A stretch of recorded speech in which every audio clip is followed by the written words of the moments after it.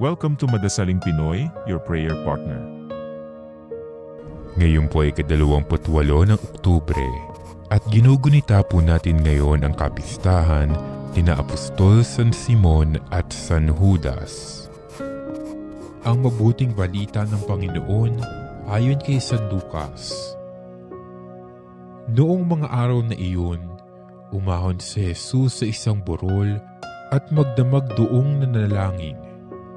Kinaumagahan, tinawag niya ang kanyang mga alagad at pumili siya ng 12 sa kanila. Na tinawag niya mga apostol. Si Simon na pinangalanan niyang Pedro at si Andres na kanyang kapatid. Sina Santiago, Juan, Felipe, Bartolome, Mateo, Tomas at Santiago na anak ni Alfeo. Si Simon ang makabayan, si Judas na anak ni Santiago at si Judas Iscariote na naging taksil.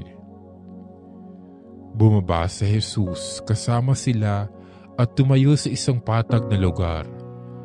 Naroon ang marami sa kanyang mga alagad at ang napakaraming tao buhat sa Judea at Jerusalem at sa mga bayan sa baybaying dagat ng Tiro at Sidon. Pumaroon sila upang makinig sa kanya at mapagaling sa kanilang mga karamdaman. Pinagaling din niya ang mga pinahihirapan ng masasamang espiritu at sinikap ng lahat ng tao na mahipo siya sapagkat may taglay siyang kapangyarihang makapagpagaling ng lahat. Ang mabuting balita ng Panginoon.